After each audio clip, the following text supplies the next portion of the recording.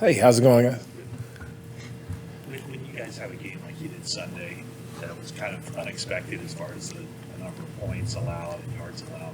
Where do you start the process of kind of deconstructing where things went wrong? Yeah, well, the game Sunday definitely wasn't representative of who we are, and the guys they knew that playing while the game was going on. They knew that, and they knew what we needed to fix.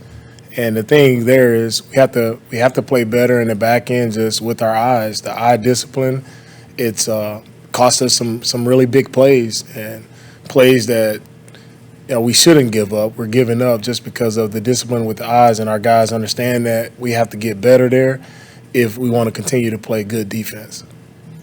Everybody emotionally bounce back. How did everybody emotionally bounce back this week? Yeah, I think the guys they came back and they were ready to work.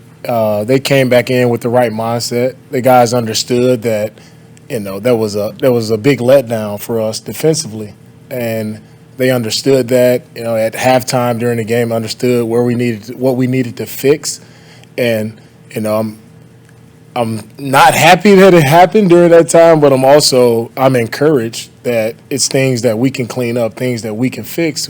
We are more disciplined with what we need to do. Right, we can clean up those things. So it is encouraging that we can clean up those things. We can get better, and we'll see how that looks this week versus the Cardinals. Against the Seahawks, you had Charvarius Ward follow DK Metcalf around. Why not do that with Devontae Adams in this game? Any sense that you wanted to kind of test Diamador and just kind of give him a nice challenge in this game? Right. No, that's when it comes to traveling and things like all of that is pretty much is dictated on coverage. So it could be coverage that Mooney is traveling and it may not be. So it's all game plan. It's all based on different calls, and it's not the same call every time we line up. So there will be different looks.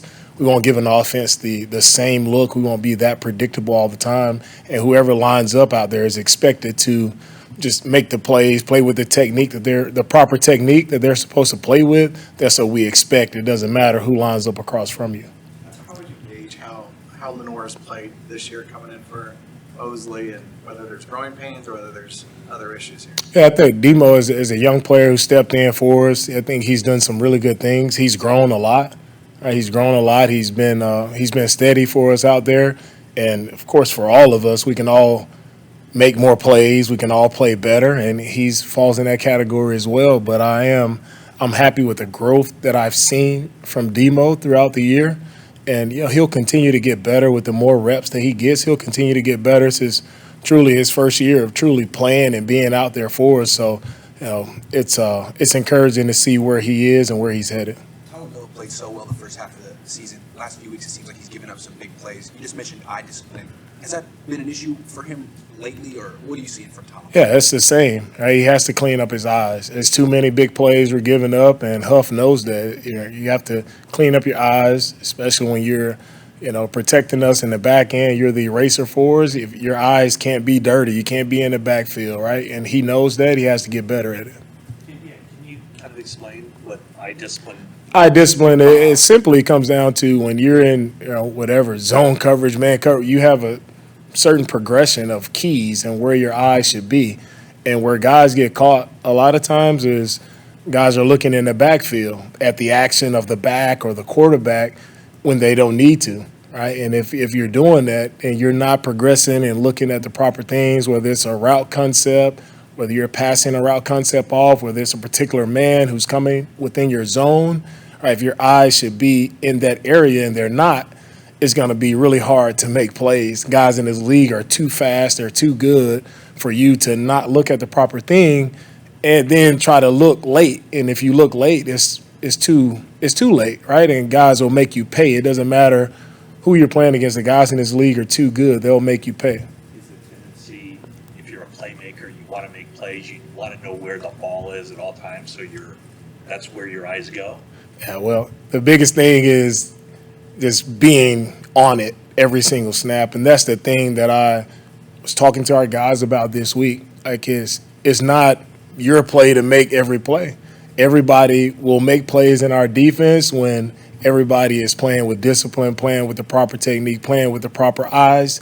eye discipline, if everybody is doing that, there's enough plays for everybody to go around. So when guys do get antsy and they try to do too much, they try to play hero ball, you try to make plays that you're not supposed to make, that's when you get gutted as a defense. So defensive football, if you want to be sound, you want to play great defense, right, you have to be disciplined at all three levels. Stidham got loose a couple times, clearly. Afterwards, Nick talked about pass rush discipline, and we saw him one time for sure, he stopped his pass rush when Stidham still had the ball. And that literally, sometimes you have to just maintain your angle almost at the cost of getting to the quarterback. Same thing with the eye discipline at the back end. It's the rush discipline up front, right? We allowed Stidham to get out way too many times for running past the level of the quarterback. So we have to be conscious when we're rushing we have to be aware at all times of where the quarterback is. Right? We can't open up huge lanes for the quarterback to get out. So it's discipline up front. It's discipline in the back end as well. And those guys, they understand that. They have to be more aware of what's going on. DeMeco, with the Cardinals going to a lot of their backup guys and some of the key playmakers in offense in question, what kind of wrinkles does that create in the game planning? It's no wrinkles at all for us. We have so much to clean up for ourselves, right, that I'm really not even focused on the Cardinals. I'm truly focused on our guys and cleaning up what we need to clean up defensively, because it really doesn't matter who you play. If your eyes aren't right, if you aren't rushing with proper awareness, it doesn't matter who you play. You'll get embarrassed. So all of our guys understand we got to play better. Doesn't matter who we play against. We have to do our jobs better. With Blau likely at quarterback, what are you expecting from the Cardinals offense? I'm expecting our defense to go out and play the way we play defense. Again, it's to me, it's not about the Cardinals at all. Who's at quarterback? It doesn't matter. Honestly, defensively, Niners have to play Niner defense if we want to play good football moving forward. We go through a few times we've heard about the Friday team meeting. Maybe Kyle has got on Bosa. They both talked about gotten on some other players. Do you suggest some things to him, or is that just sometimes are you surprised when Kyle's kind of, whether it's teasing or just kind of pokes at one of your guys? Kyle, he has his deal when he meets with the guys and talking to both, talking to all the guys. Kyle does an amazing job in our team meetings and all of our meetings with the guys of, just motivating, making sure our guys are ready to go. And that's what, head coach has to motivate his guys, and Kyle does an excellent job each and every week of doing that, making sure our guys are ready to roll, ready to play our best football. I know you say it shouldn't matter who you're facing. After the game, Nick Bosa said it felt like players underestimated Stidham. How, as a coach, do you guard against that happening this week with David Blau? Yeah, that's each guy, right? Mentally, what each guy is thinking going into the game, right? That's how they think. For me, it's just you never underestimate anyone, right? There's no room to underestimate anyone. There's just a room to go out and just play your best. It doesn't matter who you line up against. You don't have if you're doing your best, it really doesn't matter who you're going against. There is no letdown in this league. There is no week off, right? When you suit up, right, it's time to go out and play and be your absolute best, and it does not matter who is across from you. If you're not your best, and you can get embarrassed each and every week, no matter what's the team's record, no matter who's on the other side. That's what this league is about. You're gonna each and every Sunday, each and every time you go out, you have to be at your absolute best. In your experience, will a team like the Cardinals get a lift from a player like J.J. Watt playing in his last game? I mean, is that something that can lift an entire team?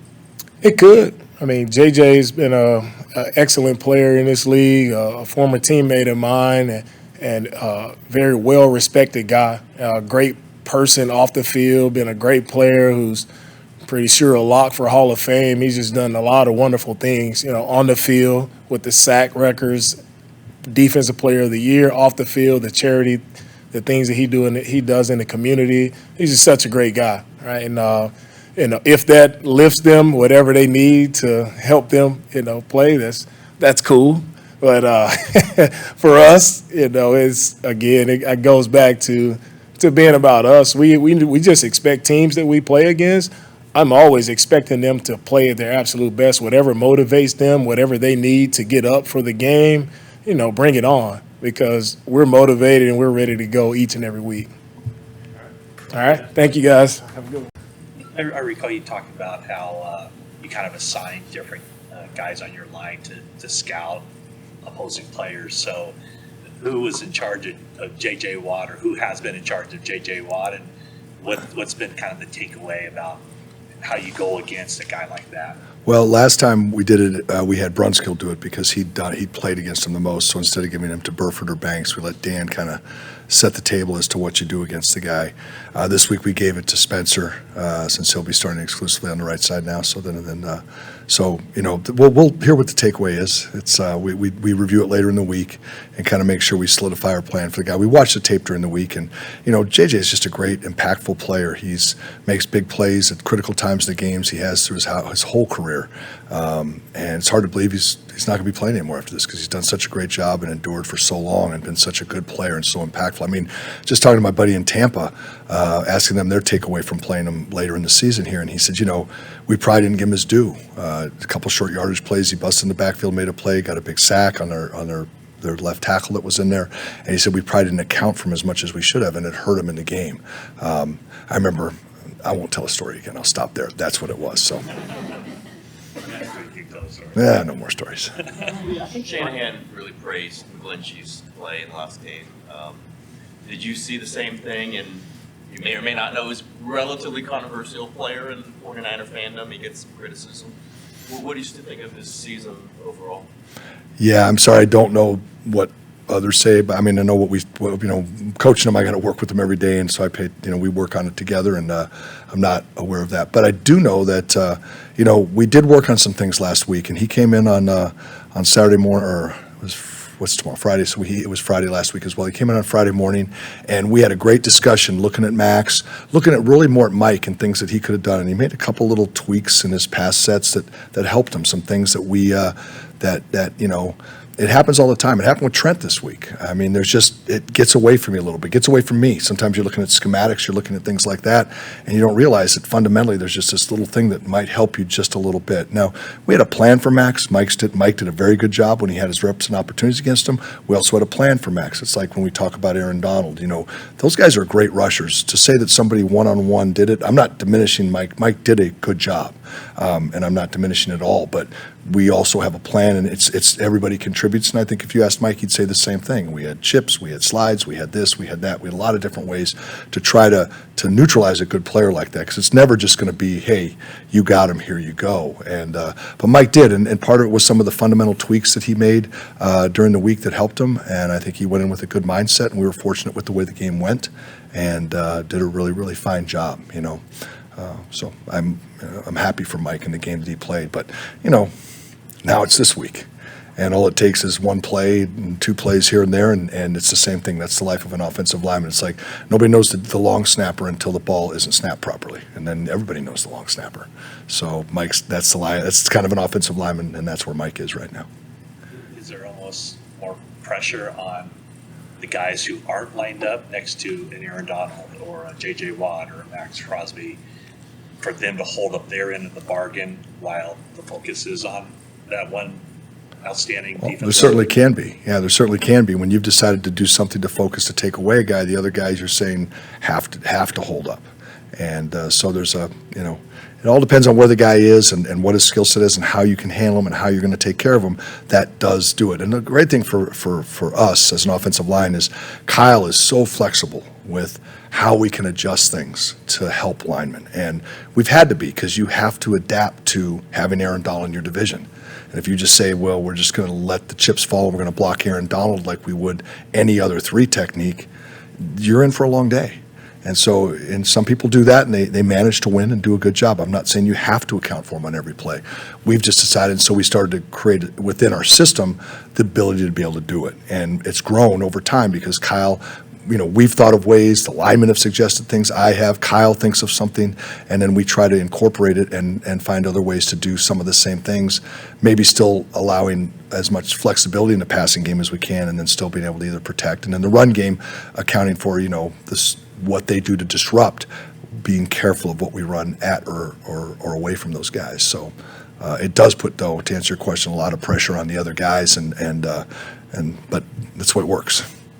The good thing is those other guys also get help when they happen to draw JJ, or when they happen to draw Max, or when they happen to draw Aaron Donald, because he doesn't just exclusively line up on one side like Max did. The other guys benefit too. Hey, we're going to come help you too. So it spreads it out a little bit. On McCaffrey's screen in the fourth quarter, he gained like 40 yards down the left sideline. Brunskill had that block. He had to get out on push, I guess. What got fully outstretched?